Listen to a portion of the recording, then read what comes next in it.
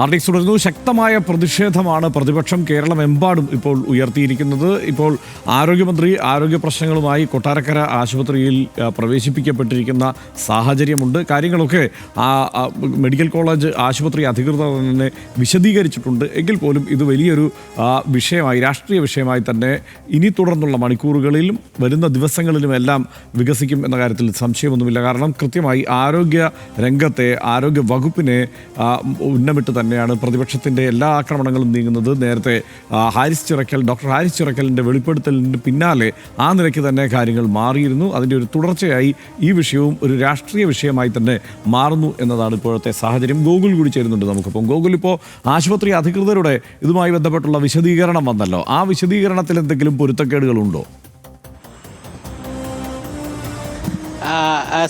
ഹർഷൻ, നിലവിൽ ആശുപത്രി സൂപ്രണ്ടായിട്ടുള്ള ഡോക്ടർ ജയകുമാറും അതോടൊപ്പം തന്നെ DME അടക്കമുള്ള അധികൃതരാണ് മാധ്യമങ്ങളോട് ഇപ്പോൾ പ്രതികരിക്കുകയുണ്ടായത്. നിലവിൽ ഈ ആദ്യഘട്ടത്തിൽ മന്ത്രിമാർ നടത്തിയിട്ടുള്ള പ്രതികരണങ്ങളുടെ ഉത്തരവാദിത്തം തങ്ങൾ ഏറ്റെടുക്കുന്നു എന്നുള്ളതാണ് ആശുപത്രി അധികൃതർ ഇപ്പോൾ അറിയിച്ചിരിക്കുന്നത്. അതായത് ഒരു തെറ്റിദ്ധാരണാജനകമായിട്ടുള്ള പ്രസ്താവന, അതായത് കൂടുതൽ ആളുകൾ അതിനടിയിൽ കുടുങ്ങിക്കിടക്കുന്നില്ല എന്നുള്ള രീതിയിലുള്ള പ്രതികരണങ്ങൾ മന്ത്രി വീണ ജോർജിൻ്റെയും മന്ത്രി വാസവൻ്റെയും ഭാഗത്തുനിന്ന് ഉണ്ടായിട്ടുണ്ടായിരുന്നു. അത് തങ്ങളുടെ ഉത്തരവാദിത്തക്കുറവ് കൊണ്ട് ഉണ്ടായിട്ടുള്ളതാണ്.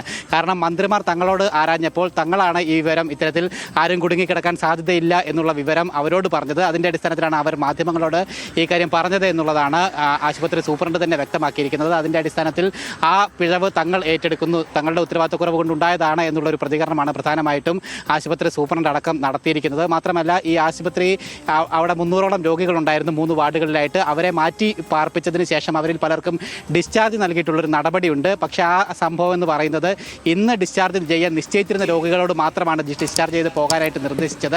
പക്ഷേ അതിനപ്പുറം എന്തെങ്കിലും കൂടുതൽ ആളുകളോട് ഡിസ്ചാർജ് ചെയ്യാൻ മറ്റ് അധികൃതർ ആരെങ്കിലും ആവശ്യപ്പെട്ടിട്ടുണ്ടെങ്കിൽ ആ കാര്യങ്ങൾ വിശദമായിട്ട് അന്വേഷിക്കുമെന്നും, മാത്രമല്ല 2012 തന്നെ ഈ കെട്ടിടത്തിന്റെ ബലക്ഷമതക്കുറവിനെ കൃത്യമായിട്ട് റിപ്പോർട്ടുകൾ. ഗോകുൽ, മറ്റു വിവരങ്ങളിലേക്ക് വരാം. നമുക്ക് കൂടുതൽ വിവരങ്ങൾ ആവശ്യമുണ്ട്. ഇനിയിപ്പോൾ പ്രതിഷേധ സമരങ്ങൾ ഇല്ലെങ്കിലും അവിടെ നിന്ന് കൂടുതൽ വിവരങ്ങൾ നമുക്ക് വരും മണിക്കൂറുകൾ കൂടെ ആവശ്യമുണ്ട്.